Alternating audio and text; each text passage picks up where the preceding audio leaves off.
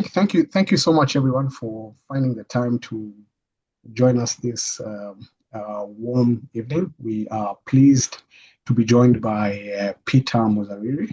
Uh, he's a solicitor, a wakili. Wakili is a lawyer, advocate in Swahili. So we're really pleased to have you on board today, Peter.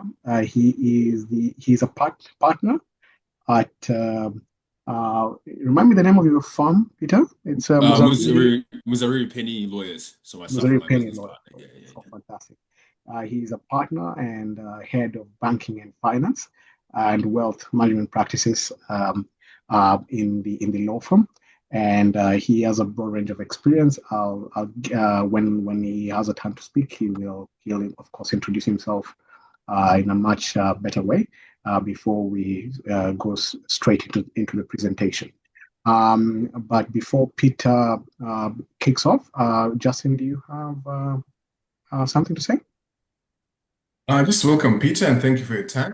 Good to we spoke about this with Peter a while back, well, many months back, that one day he'll start participating in Kenyan affairs just to share his expertise and inform and enlighten our community as yeah. because each of us has our own gifts and expertise. So really good to see you here, Peter. Week before Christmas, so that shows commitment, you're which is good. And welcome. So this Zoom session, there'll be others next year where perhaps we do face to face, but this is one of many, and look forward to hearing from you, and look forward to hearing a bit about yourself. And yeah, back to you, Roddy. Yeah, thanks, Justin. So today's topic is legal foundations for smart investing. This is session three. We've had two so far. So today we'll talk about the nexus between legal matters and investing. So I wouldn't take any much further time. Over to you, Peter. Introduce yourself and go straight into the presentation. Awesome. I'll see if I can just share. Yeah, I've made you host, so you should be able to share. So I'm just trying to see. Can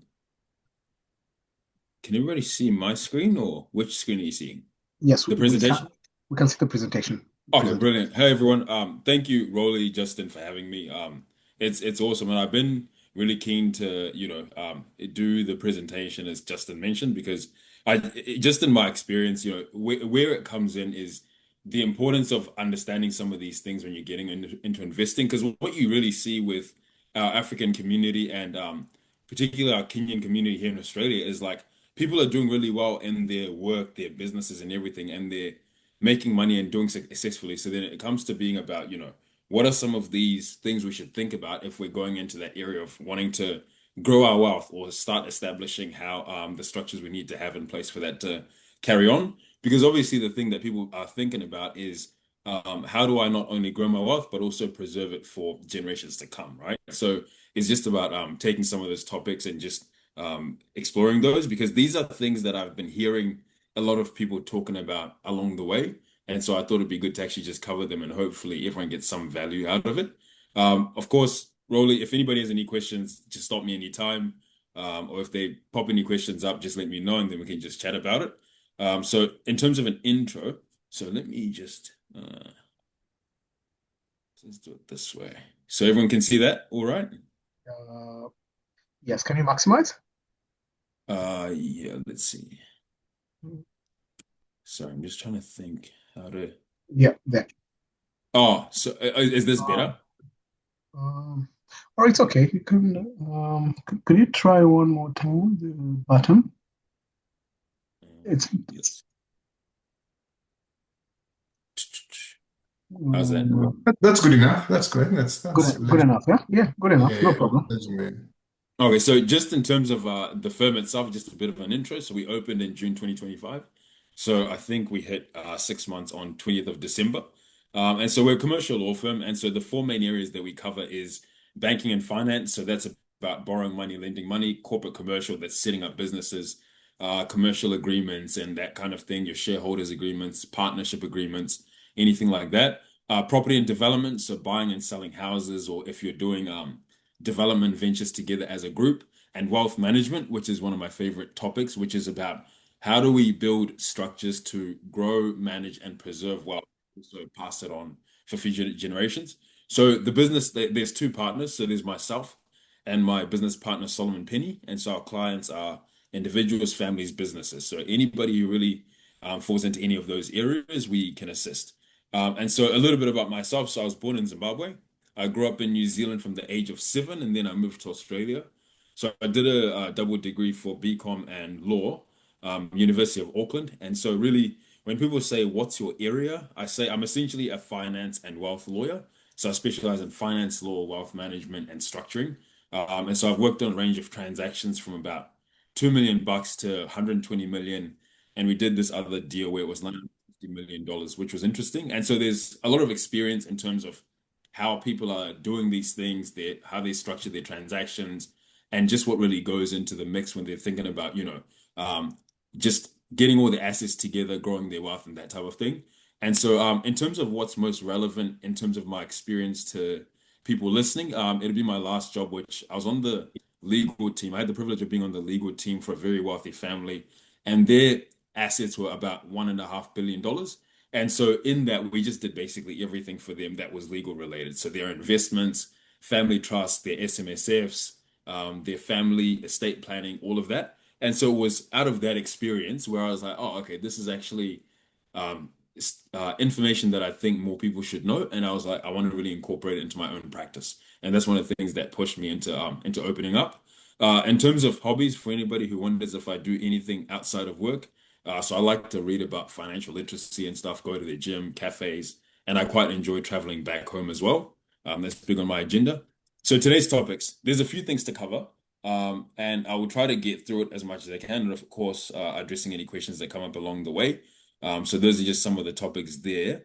And obviously, the disclaimer is this is just not technically legal advice or financial advice. So we'd have to have a separate conversation if somebody's wanting legal advice. And again, we are talking about investing, but just remember that you do need to bring a financial advisor into the picture if you are thinking about doing that, just to make sure that you get all the right advice covered.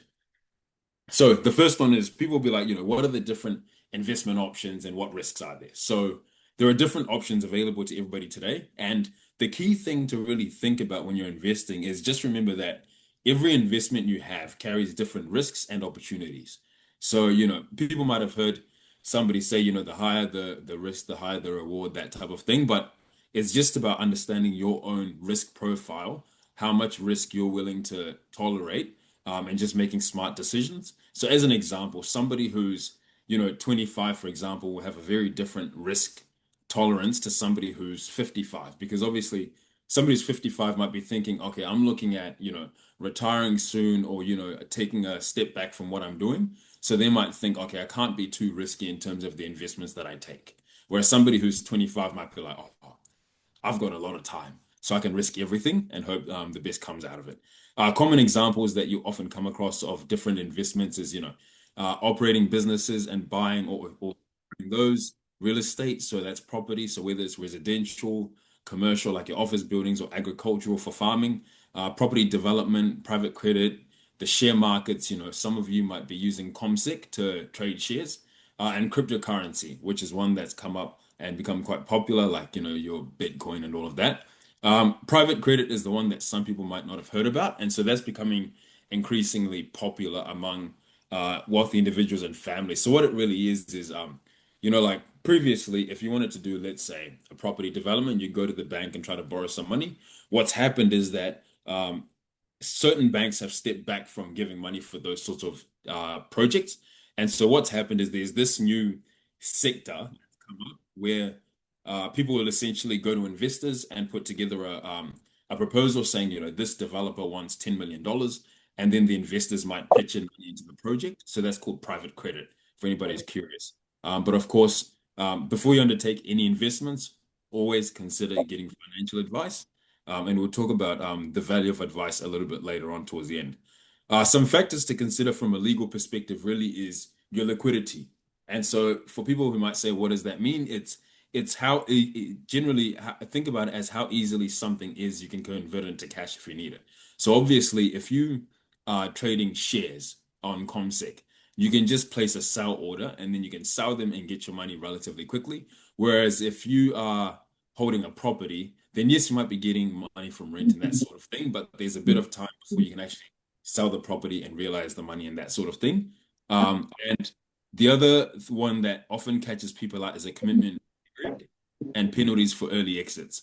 So what sometimes happens is you have people who decide to do a group investment. So where that's common is property development. They'll say, we want to do this development project and do some townhouses or anything like that, and then pull the money together. And then people can just do the project together to help, pull money together so everyone commits less and there's risk spread out.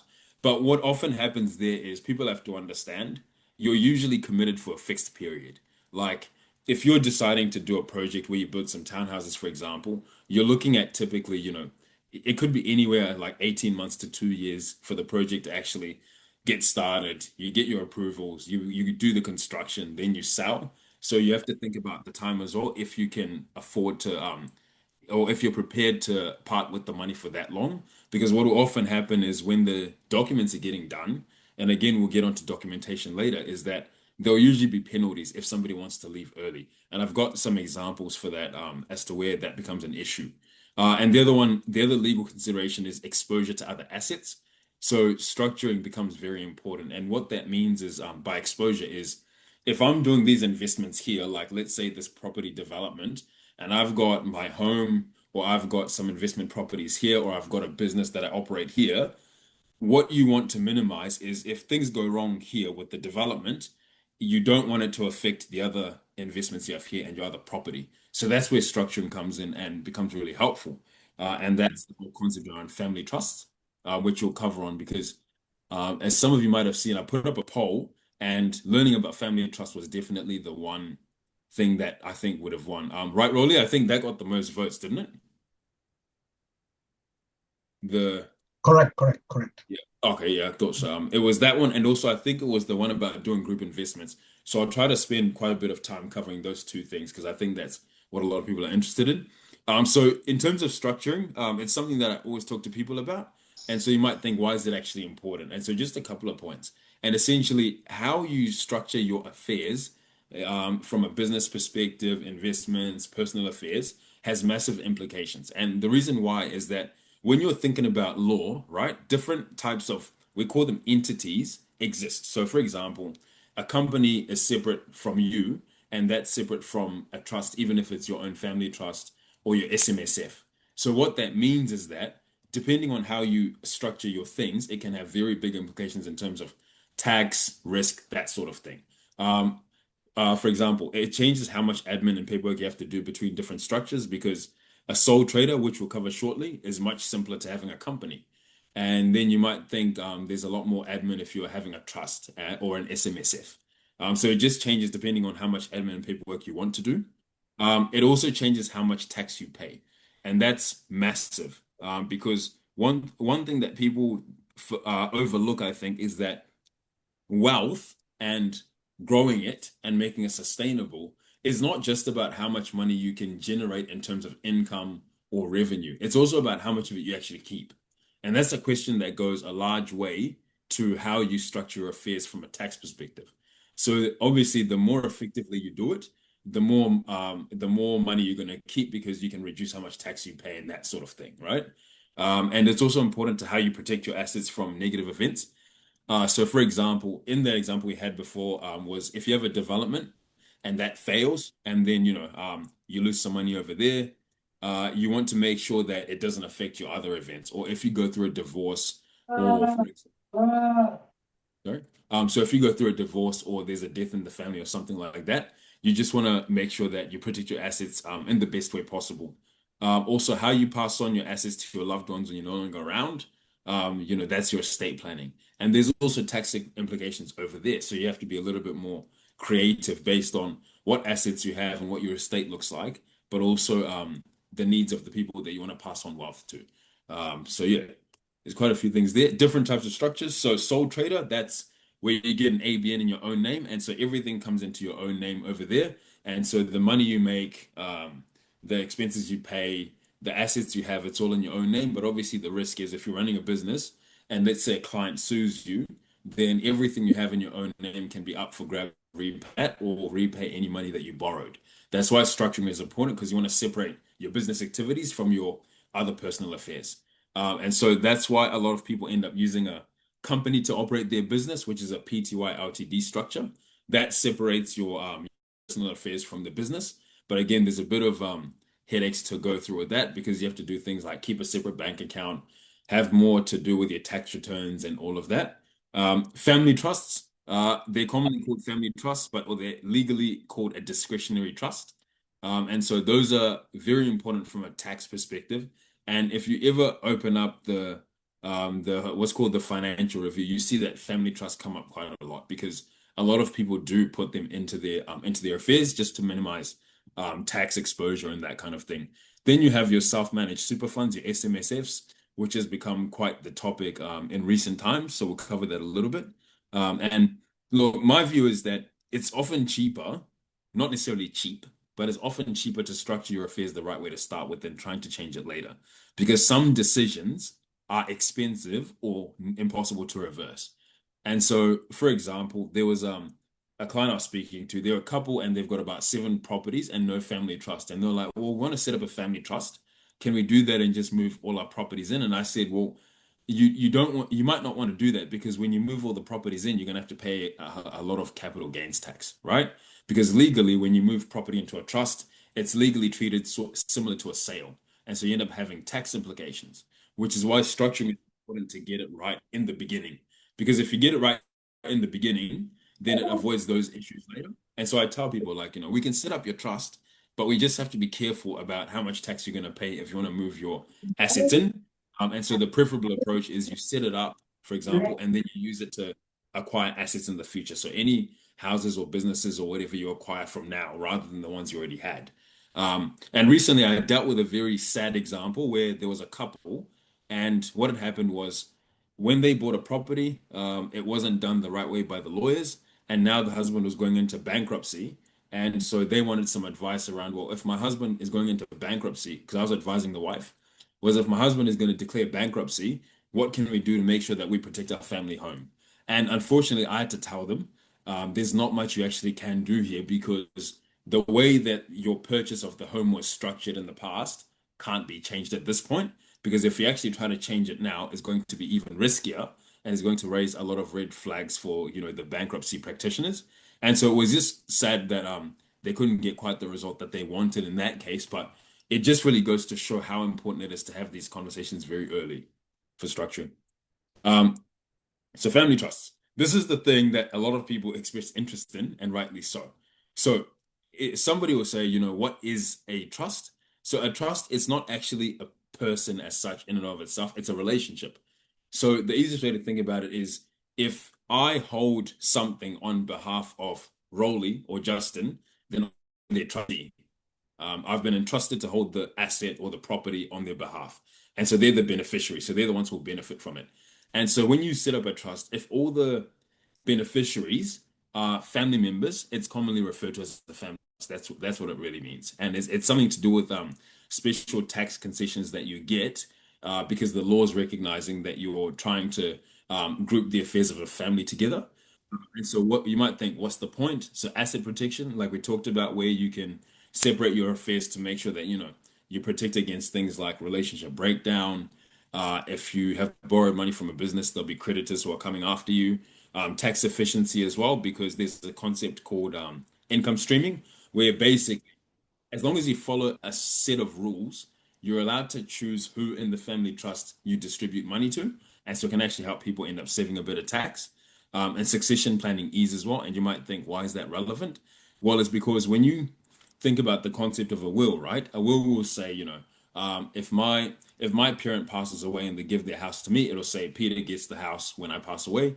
And so what that means is there's a transfer of the asset, right? And so every time you transfer an asset, property, whatever it might be, there's often tax consequences, whether it's stamp duty, capital gains tax, that kind of thing, right?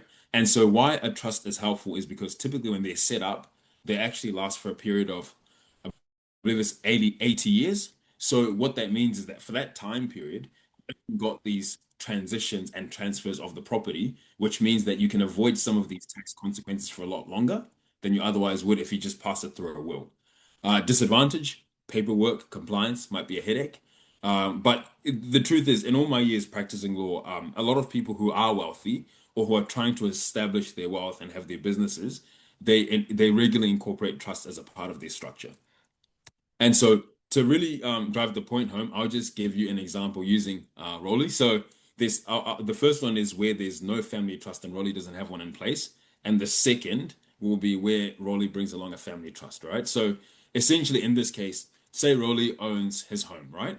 And so that's in his name. So his name is on the certificate of title, or as some people might know it, title deeds. So what you have to understand is when it comes to this area of structure, especially trusts, there's two concepts. There's ownership versus use and enjoyment. So beneficial use. And so what you want to do is separate. So if, for example, Rolly owns the house in his own name, that means he legally owns it and he also uses it because he lives in it, right? And so what that means is if Rolly gets sued by a client or he borrows some money and defaults in a loan, he can be made to sell the house to repay the debt. And so if Rolly wants to pass the house on to his children, there are more efficient structures to actually do that, which is a family trust, um, or a special type of will, which is a trust, which you can talk about separately. But if Rolly also owned the house before getting married, and let's say he gets married and then they separate or divorce, there's a risk that he can lose the property if there's no trust in place or he doesn't have what's called a binding financial agreement, or some people might know it as a prenup in place to protect assets. So again, that all goes to how you structure your affairs. Um, and so if we bring it into the context of how a trust can assist, so in this example, if Rolly buys the house through his family trust, that means the trust is the legal owner. So Rolly and his family might live in the house, right? And so they own it and they use it and enjoy it, but there's a separation between ownership and use. So if in this case Rolly continues carrying on his business and he gets sued by the client, just like the last example, or defaults in a loan, then the house is generally protected because he doesn't actually own it. He can say, I don't own this house. It's owned by my family trust, which is this random legal thing over there. So that means you can't sell it to repay the money I owe because it's not mine. That's essentially how it would work and really help. And so, if Rolly wants to pass the house on to his children, again, as I mentioned before, because there's that length of time that the trust is alive, like that 80-year period, it means you can bring kids into the mix of managing the family assets, but there's no transfer or anything like that. So it means that the succession planning is easier and more long term. And so likewise, if the house was in a family trust before Rolly gets married, then it can be protected as well if he has a divorce. That's one of the other benefits. SMSFs, I'll just touch on this lightly because people are either wondering what they are or might be thinking about them. And so the context is that um, so some people might be more familiar with this as pensions. So the Australian government allows people to take control of their retirement planning because it allows them to open their own superannuation fund, sort of like your own mini pension fund, which is why it's called self-managed. And there's a very specific structure that it has to be done under for it to be allowed. And so the advantage obviously is that you have flexibility and control over where your retirement funds go. And so it provides different options because, for example, if you might be with one of the big superannuation funds like Australian Super or First Super or anything like that, there's certain investments that they can't make or don't make, right? But if you have your own SMSF, you can choose to go into those areas. And so there's certain tax and business advantages, particularly for people who own a business. But in essence, what they'll do is they'll use their super to buy the premises for their business and then lease it back to their business, and that's what they do. And so in general, they're allowed 6 members, so they don't have to be relatives, but this is the common approach. So you have parents and children who all pool their money together into the one SMSF. It allows for borrowing power, greater opportunities because everyone has more money and it's all consolidated together, but they don't have to be family members. And so risks and things you should be aware of is there's a lot of legal requirements, and in this space, there is a lot of penalties if you do the wrong thing, even if you got advice from a professional. And the ATO is very strict about that. They're like, even though you might get advice and you'd hope your advisors are good, if something does go wrong, they'll still say it's your responsibility.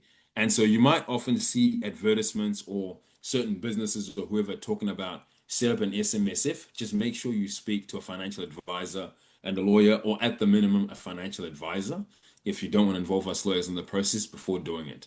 But the other thing that comes up quite a bit, and I've been asked about this, is about using the money, because what essentially happens is once you set up your SMSF, you have access to the money on like your internet banking, just like your other bank accounts. And so somebody asked me, can I just use the money and put it back? No, you can't.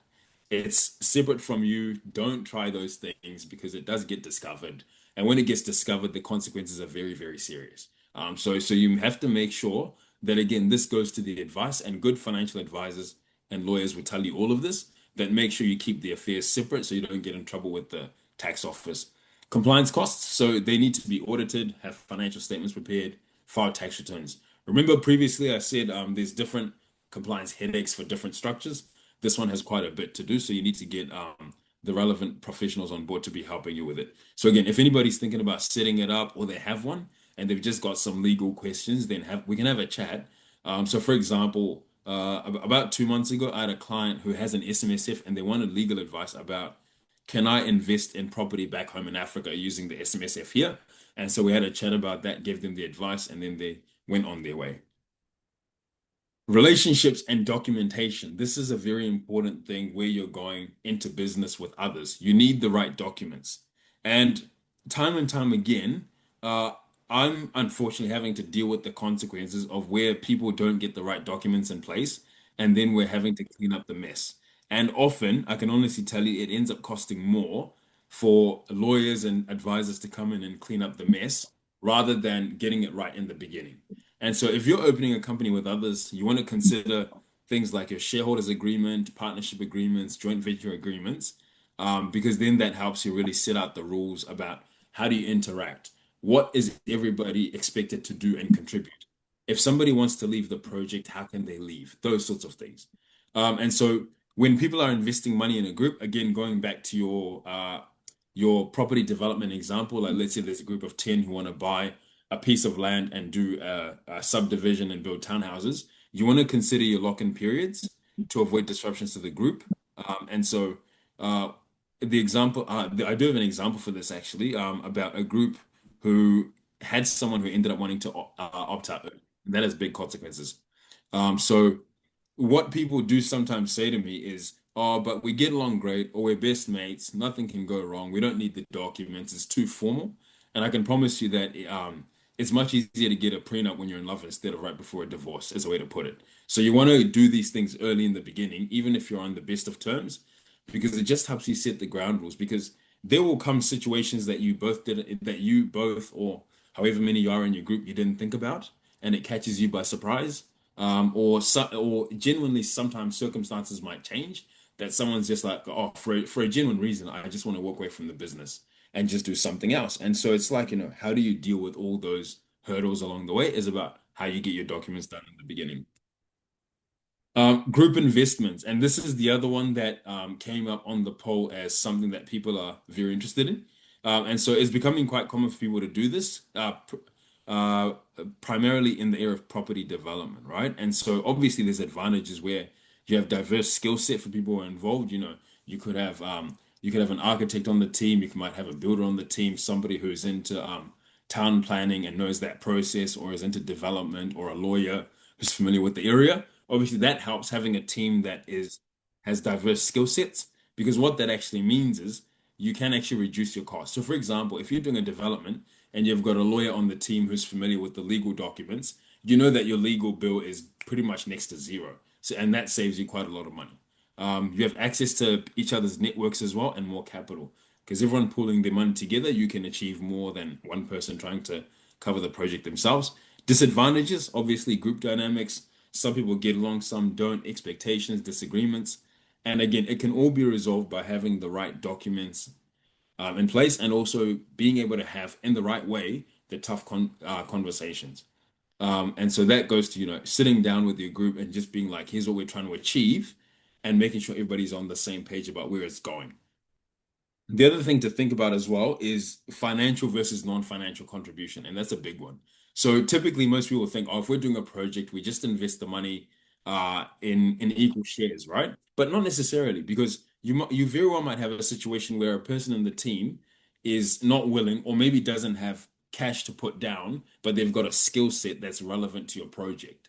So you might place a value on that skill set. So for example, if it's the lawyer who knows all the legals for the project, you might be like, well, if we're going to hire lawyers to do this, it might cost us 30, $40,000. So you might view that as a way of them getting their share of the project if they're doing all of that work. So you want to be creative to see which ways people are contributing, right? Commitment period. Again, how long is everyone expected to stay in the project? And if people are to leave early, what are the penalties? And so the example I had was there was a group who were doing a property development and they didn't have the right documentation in place. So I was speaking to the agent and he explained this to me because he was wondering how they should have handled it. And so what happened was one of the members of they started put their money together and started the project. Then one of the members met with a misfortune back home, and they were like, "I need to get my money out." And so they looked at the documents, and nothing stopped them from getting their money out. And the problem was that everyone else had to cough up extra money to cover them so they can exit. Now, depending on how much money is at stake here, that can be very, very, very disruptive to the project and everybody, and you can understand they won't be happy about that. If you have to cough up an extra 10, 20 grand, whatever it is, for somebody else to be covered so that they can get out of the project, when you thought, oh, I thought we're all committed to the project for, say, 2 years.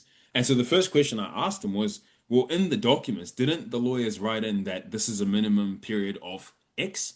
And he said no. And I thought, well, that's the most basic thing I would have wanted to have there is how long is everyone expected to commit? If it's 2 years, then before everybody enters, they need to know that whatever happens for a 2 year period, you can't take your money out. And if you're allowed to, what does that look like? Do you forego certain benefits? Do you exit at a discount?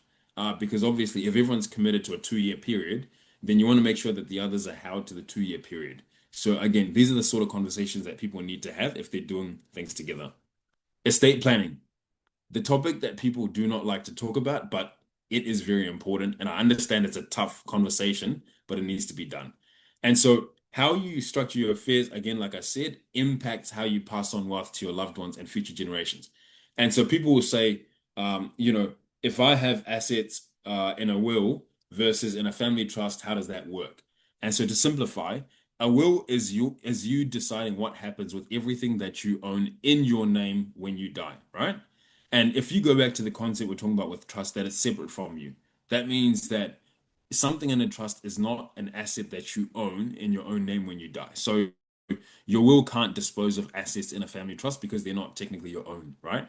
And where this topic becomes particularly important is when it comes to houses, even the family home. There's a concept called a joint tenancy and a tenancy in common.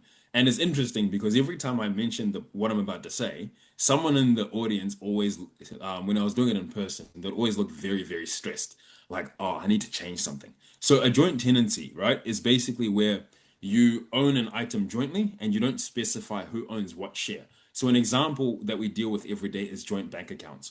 Why that's relevant from a legal perspective is there's something called a right of survivorship. And what that basically means is when two people own something jointly, like a joint bank account, if one of them passes away, it automatically goes to the one who's alive and remaining and survives. That's it. It skips the other person's will. Their estate doesn't get it. Their children and everyone else in their will misses out because it goes straight to the person who survived. And where this came up was there were cases where you'd have a parent who's elderly and wants help with managing their bank accounts, right? Which happens. And so what they might do is they might get one of the children open a joint bank account, and then the child will help them pay for their expenses and everything like that.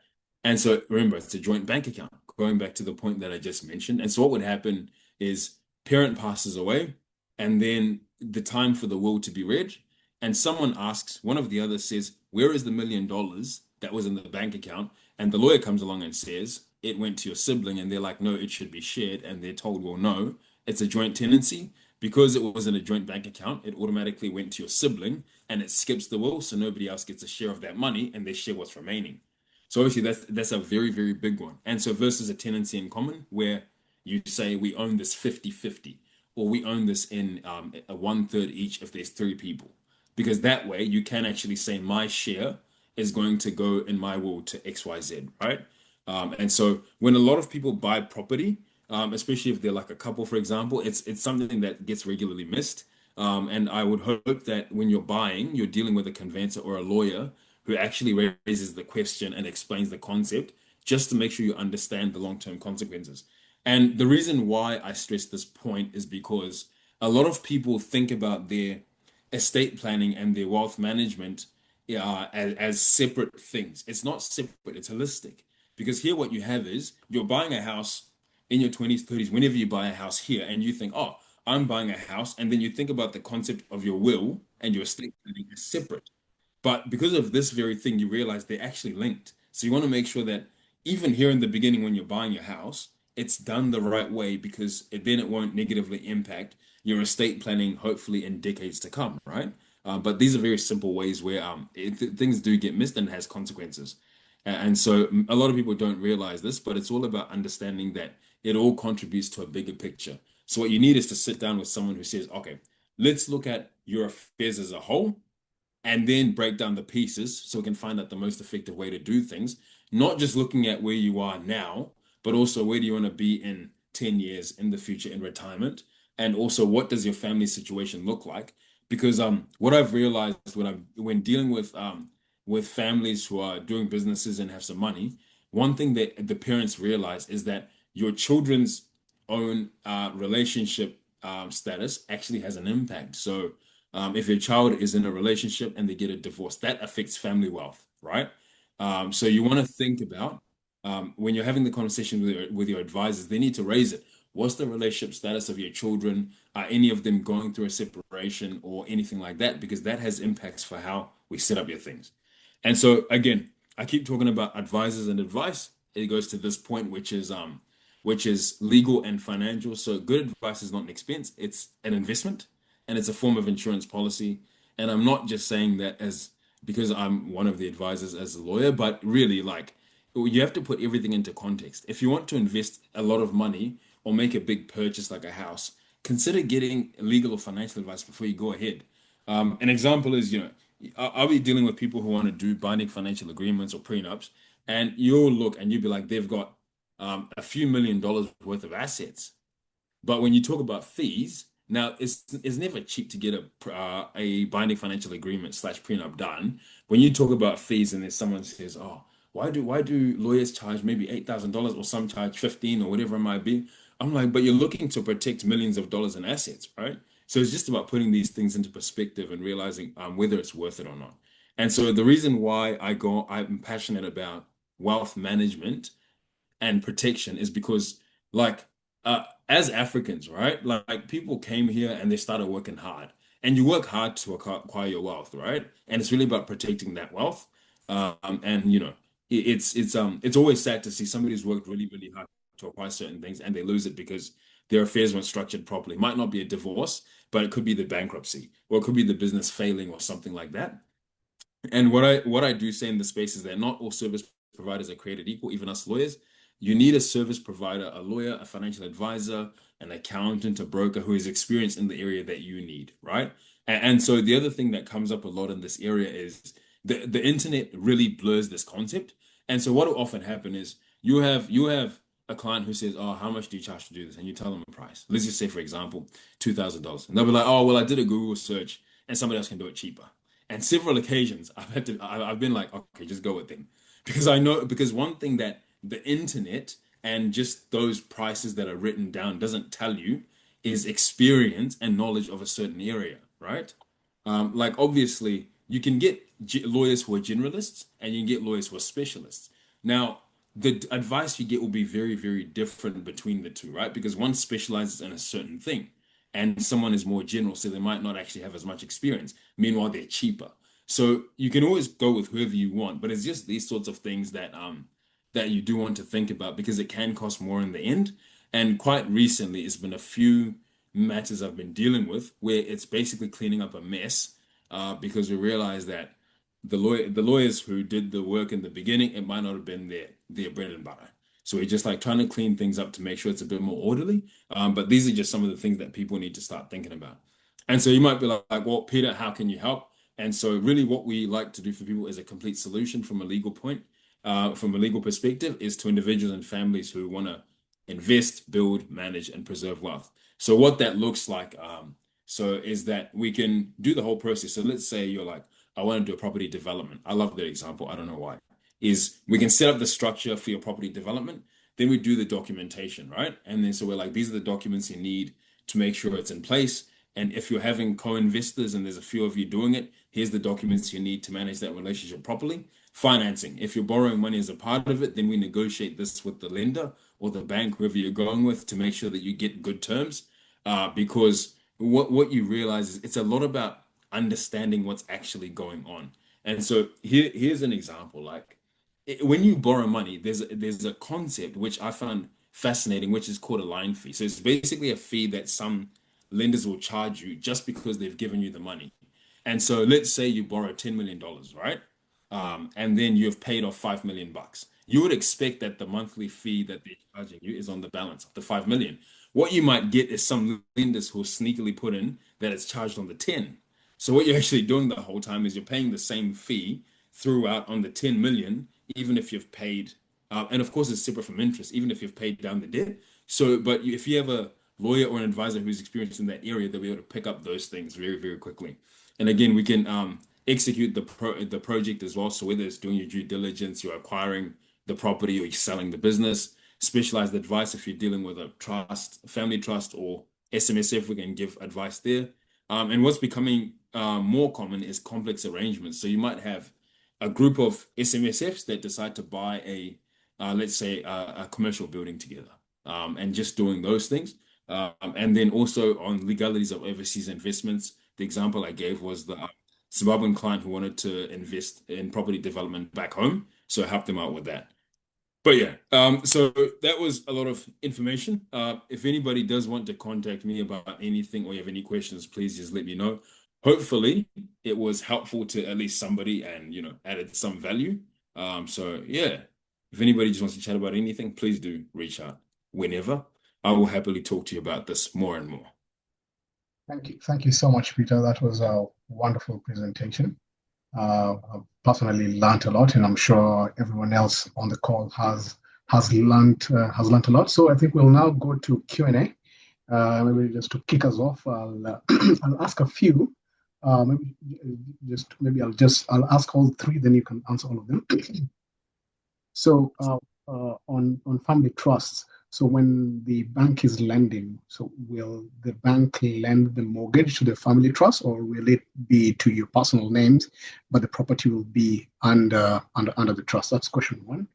Yeah. Question two is I'm happy to repeat the questions later. Question two is how does a family trust make succession easier? You've just made a statement that trust makes succession easier.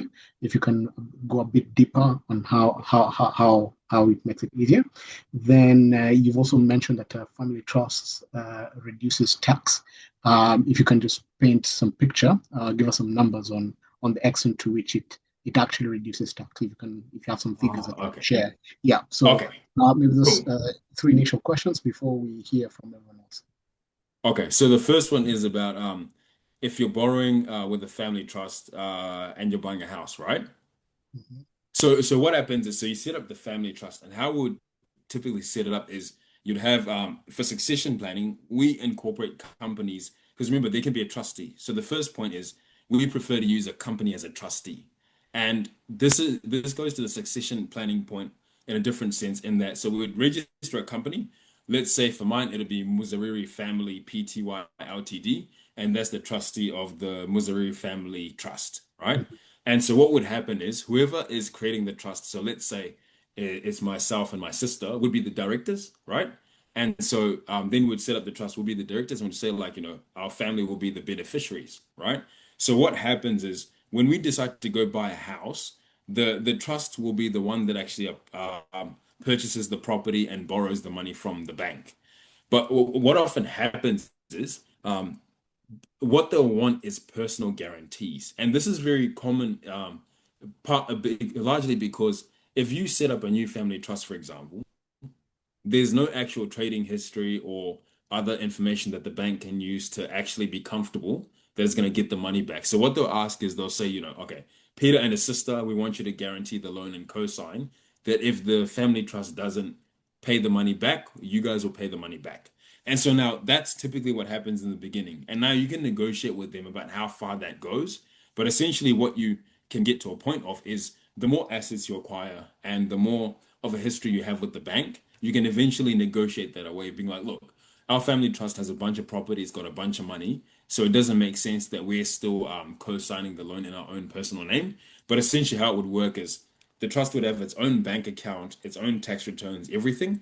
And then it will own the property and it will also be the one that's required to repay the loan, of course, unless it's not paid back. So it's very separate in that sense. And then also people might talk about privacy as well. So unless you get like a ABN, like a business number, typically the information about trust is not public record. Like there's no public register of trust like there is companies. Like you can just search up the details of any company, but normally with trust, there's no actual public register where they're all listed. The only time that it would really come up is if you have a business number, an ABN, and then it'll show on the ABN website that this trust has this ABN. And so if people are thinking about privacy as well, but yeah, hopefully that answers your question, Rolly, that the house will be owned by the trust. The loan will be in the name of the trust, so it won't be in your personal name. But at least even initially, they'll be requiring you to co-sign the documents to just Okay. make sure that if the trust doesn't pay, then you have to pay. Okay. So Uh, essentially you receive your income, then you transfer whatever you need to mortgage repayments to the trust, and then the trust pays the bank. so it'll already be set up that way in the beginning. So when you get your loan, the actual name of the borrower on the loan on the mortgage will be the trust itself. They'll list that the trust is there from the very beginning. And so what will happen is they'll go and take the mortgage repayments out of the trust bank account. That's who will be paying the mortgage. So you won't be transferring money across and stuff to pay the mortgage. It'll just be set up that way from the very beginning. Yeah. Okay. What if the trust has no income? So you will need to repay the repayments are needed for the Yeah, mortgage. exactly. So if the trust has no income from the property, then what you'd be doing is that's when you'd be actually having to pay across. And this Okay. is the other point actually that you actually remind me of a good point is that again, it's all about asking questions. So what's very common for a lot of people is the concept of negative gearing, right? So someone asked me, is a trust a good idea for me to use? And I'll say one of the things I'll ask is the property going to make income or are you going to be topping up the mortgage, right? And you're going to be negatively geared because the rent is not covering the mortgage. And if they say, well, no, the rent is not going to cover the mortgage, then I'll be like, well, okay, we need to speak to the accountant because it might not be the best. The reason why is because obviously, if you buy like an investment property, for example, and it's losing money, if that property is in your name, what you can do is you can offset it against your other income and reduce your tax bill, right? Now, if it's in a trust because it's now separate, you can't do that.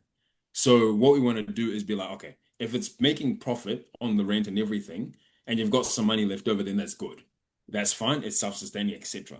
But if it's going to be at a loss, then we're going to be like, well, okay, how do we approach it? Because you want the ability to reduce your tax bill on your other assets. But if we put it in the trust and the loss is just in the trust, then you don't get that benefit. Yeah. You've mentioned a lot when you're talking about the properties. I mean, it's an investment property. Can you also do this for a dwelling you want to live in? Yeah, you can. So that's very common that people will buy one that they end up living in. Yeah, and then you Mhm. just be the beneficiary. That's common for ones they live in investment properties. Typically, what I see is just that people don't do it for their first home because if you're looking at using like the first homeowners grant and stuff, that has to be a natural person who gets it. A trust can't get some of those government Mhm. concessions. So Okay. that's typically why like a lot of the project like a lot of the transactions I was working on, you'd see okay, their first house is in their name, and then everything else they put in the trust. Because typically people when they're buying for the first time, they want access to those government schemes. Yeah. Okay. That answers a lot. So maybe question two and three, how trust makes succession easier and how it reduces tax. Okay. So how it makes the succession easier.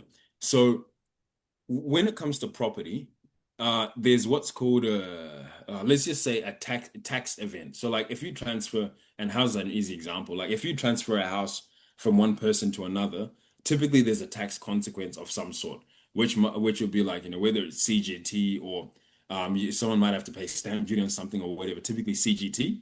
So if every time you keep transferring it, there's typically a tax consequence, right?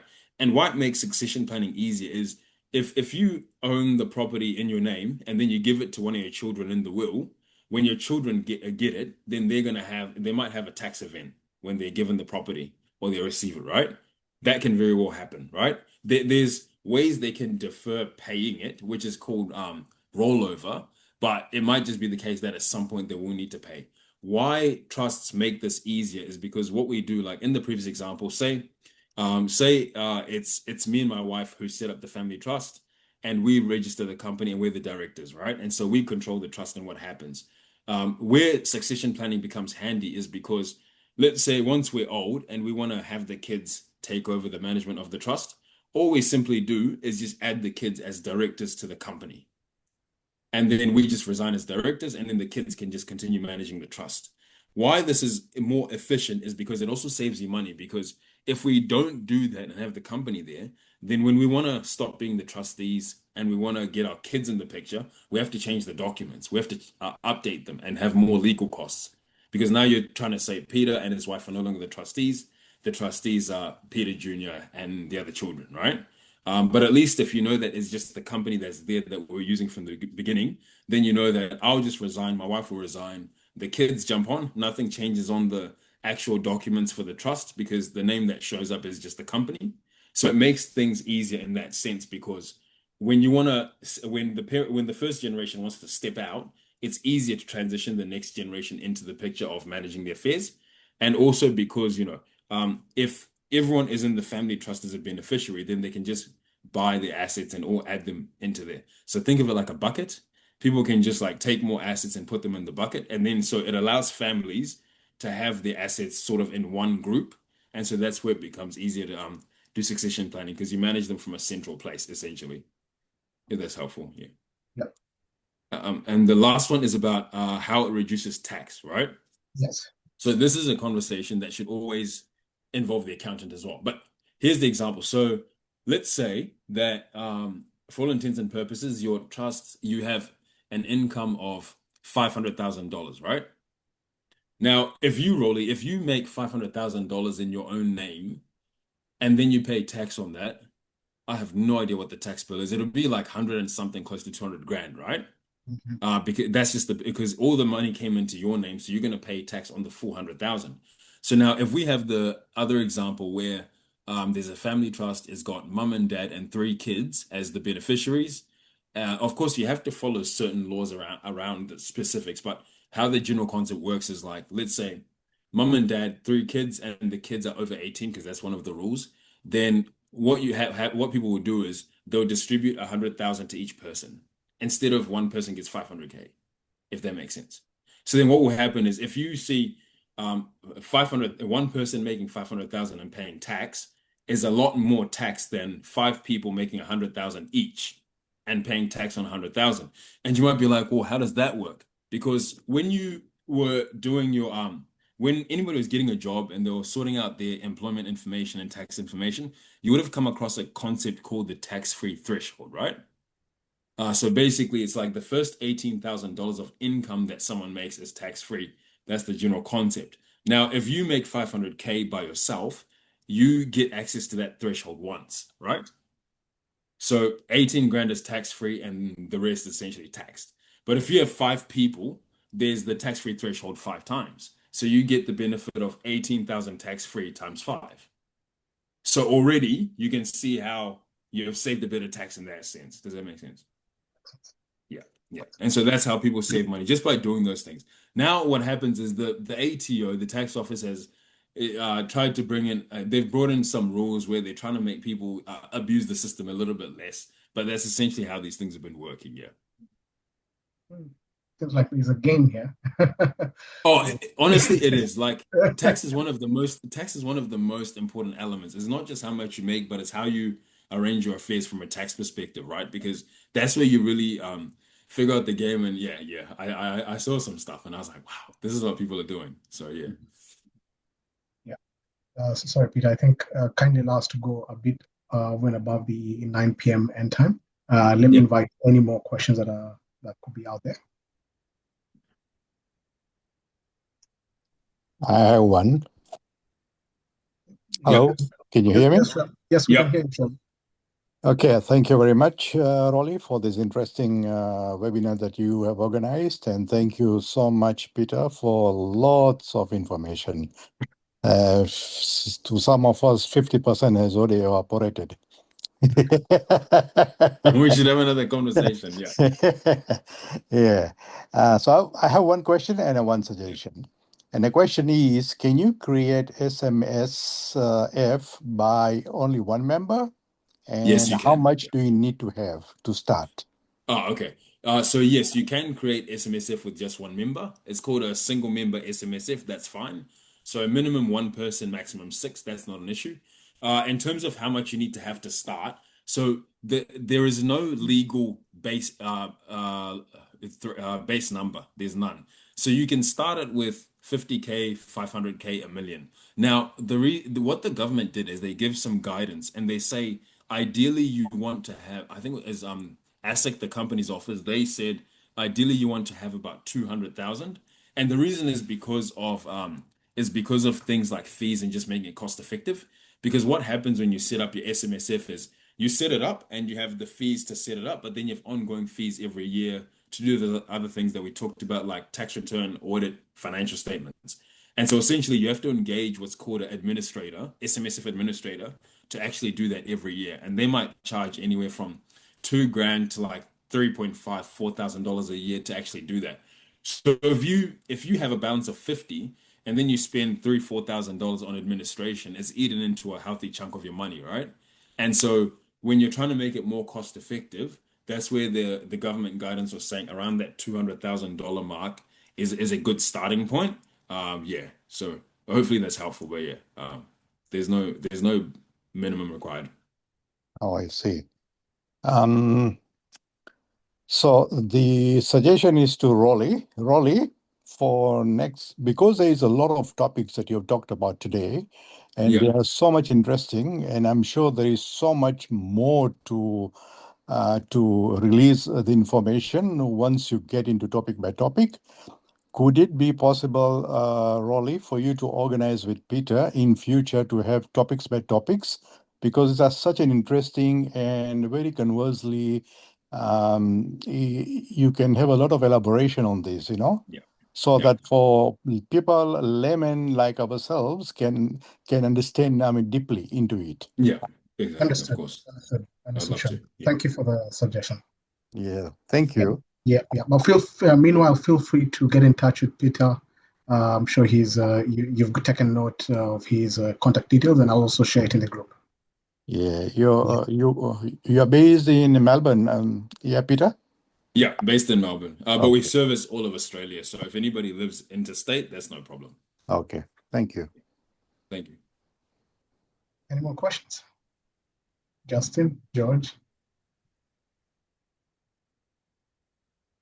I'll let George say something first. Go ahead, George. Yeah, thanks, Justin. I've got one here, but I'm not sure if it borders.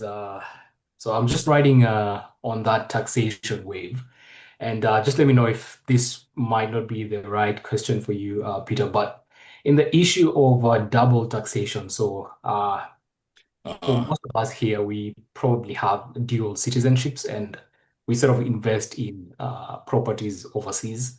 So, are there any legal frameworks where we're talking about, earning money from a property that's overseas, and then as well earning that money and bringing that money to Australia, and mostly so just between, yeah, that issue of double taxation between for that kind of investment. Oh, okay. So generally there'll be what's called a double tax agreement or double tax treaty.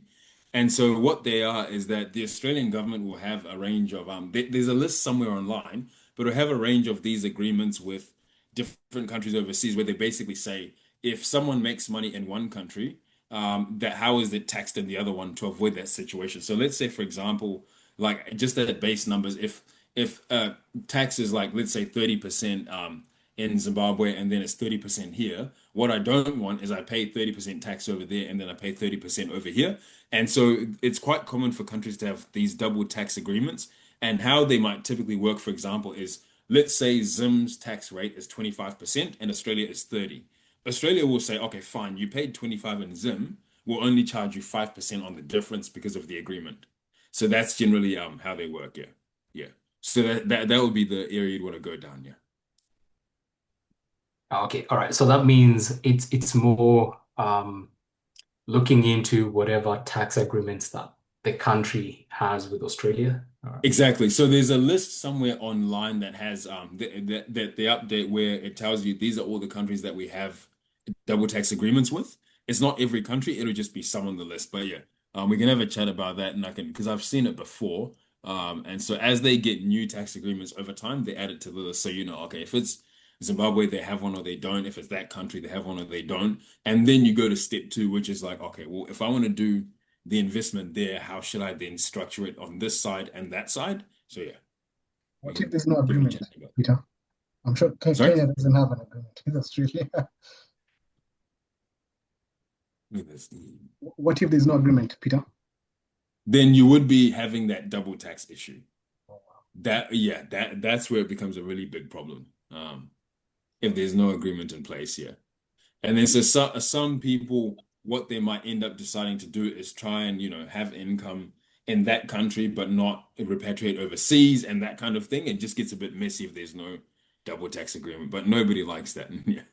Oh, God. And the other way that people try and deal with it is where they get really fancy with their tax planning is like where they'll choose, okay, if I set up this structure in this country that has very low taxes, and then it owns the structure in this country and the structure in this country, here's how I can play the game as you mentioned before, yeah.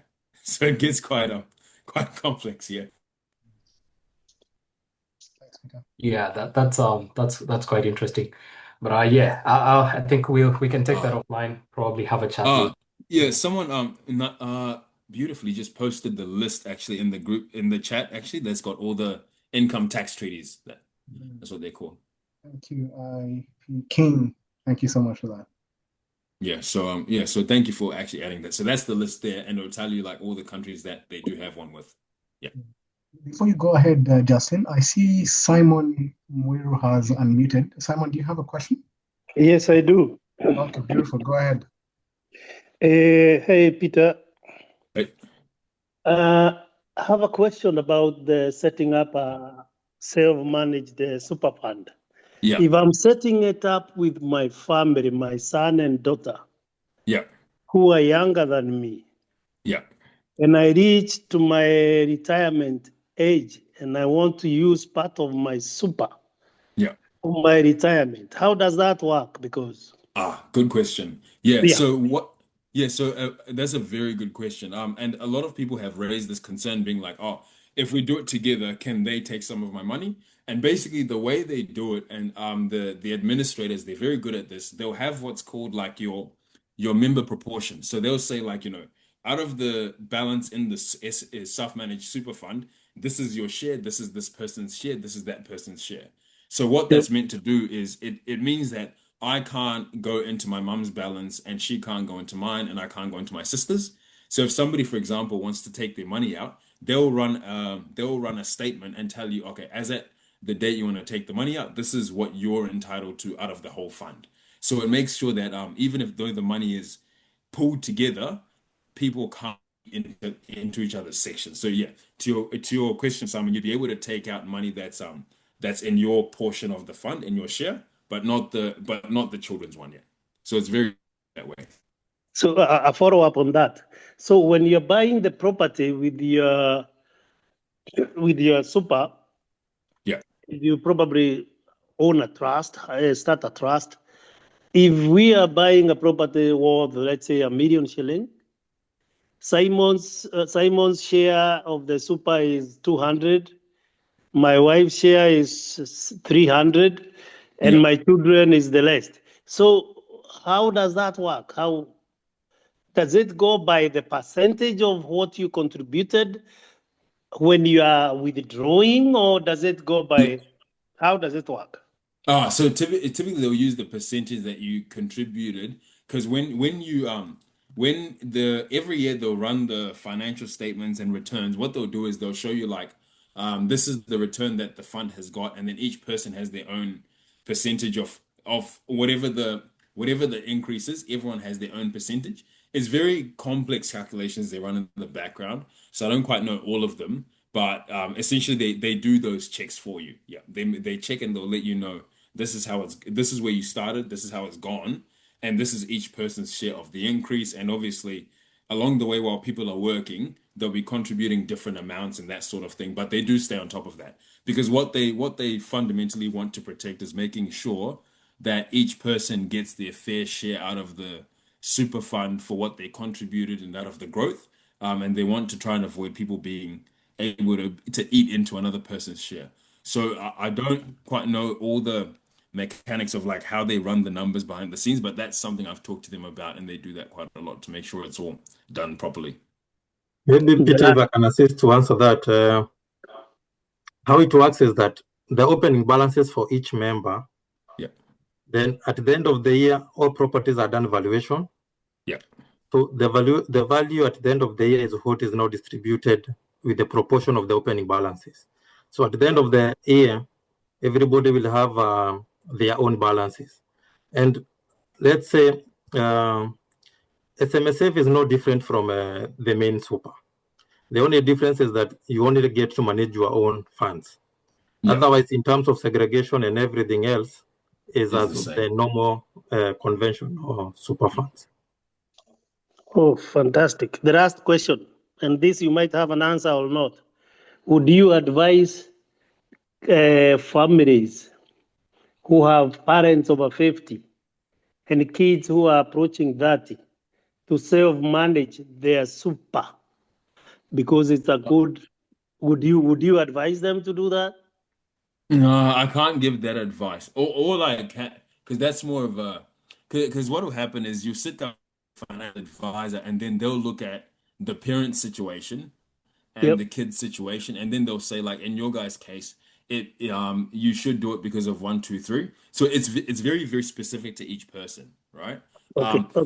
More from a legal perspective, what I can say is what you just want to think about is if you guys as a family are in agreement about where the money goes. So for example, you might have the kids who are younger and they're like, we want to do Forex or cryptocurrency or all these fancy, crazy investments.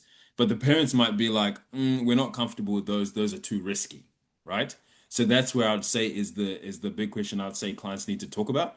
Because, as I was saying in the beginning, like for the parents, because they're at a later stage in life, the questions they're thinking about and what they want from their investments is very different to the children who are around 30 years old, right? So you want to make sure that everyone is on the same page about where the money goes and how it's used. And, if we're comfortable that we can get on the same page about it. Because what you don't want is a situation where everyone puts their money in and the parents feel like the super is getting used for things that are risky, and are they stressed about, is my retirement fund going to be gone if the investment goes bad, that kind of thing, because that can add a lot of stress.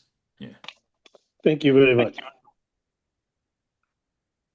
We had a question in the chat about how would an Australian family trust laws apply if a person has multiple spouses recognized overseas, given that Australia legally recognizes only one spouse. Now, you're more heading into this is a big overlap with family law. So that'd be more of a family law question. Yeah, I know that's not very helpful, but that'd be more of a family lawyer who can more talk about, But from a trust perspective, how it simply, you typically have a trust deed that says, the beneficiary is Peter and his spouse. So now you'd be typically thinking that would be one person, but it might be multiple, and it does get messy.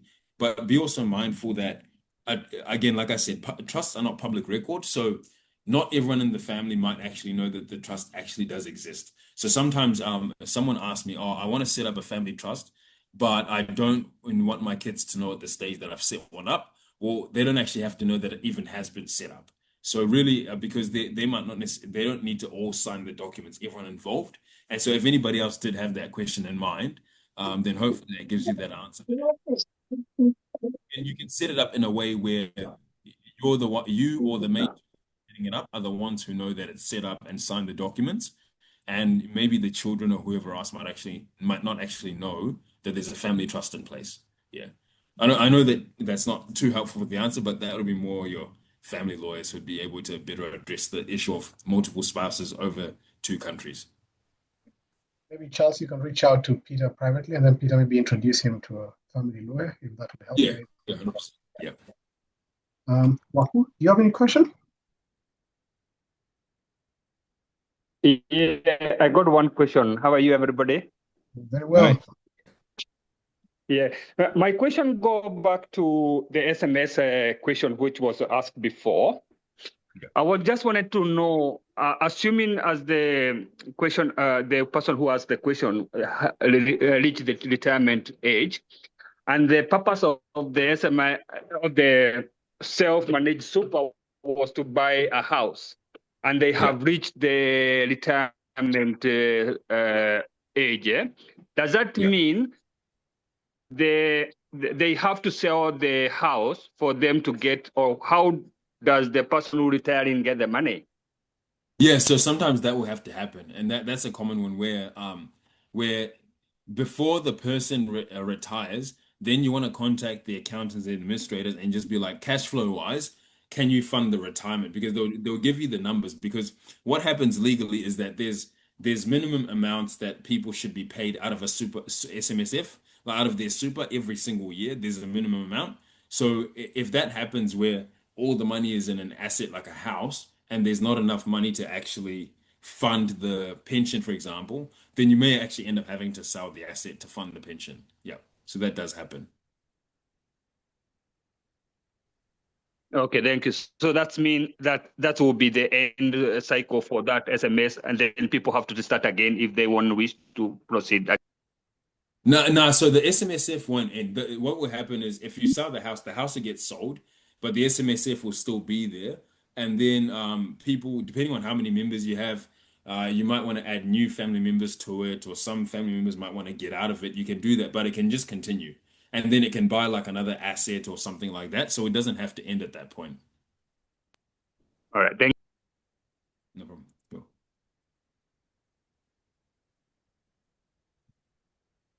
The response is good, Peter. The engagement is good.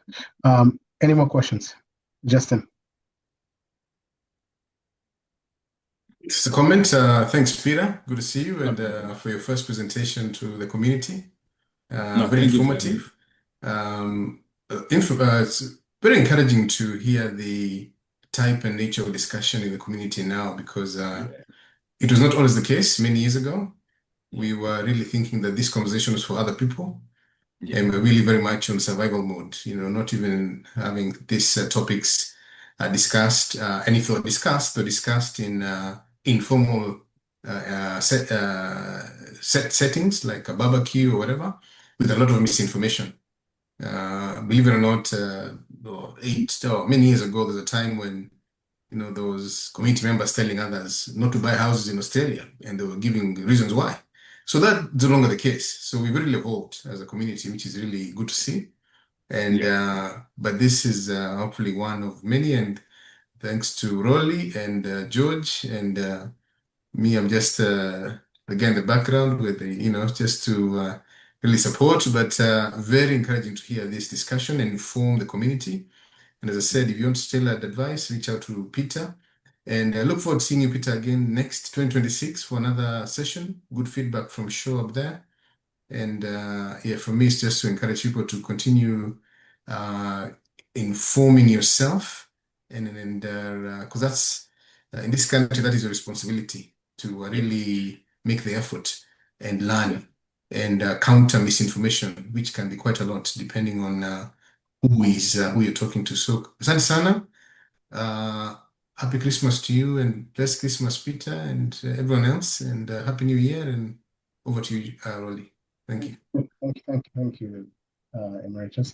Final comments from me. Peter, that was an excellent presentation. I think I can say authoritatively this has been, I think, the most successful presentation in terms of engagement levels. We've had presentation where attendance has been higher, but in terms of engagement level, this has been the best. We've also had very mature questions getting asked in the forum, and so we're very happy with the level of engagement. Speaks to the importance of the topic and the extent to which you are excellent in your communication. Has he dropped? Are you here, Peter? Yeah, I'm still here now. Oh, okay.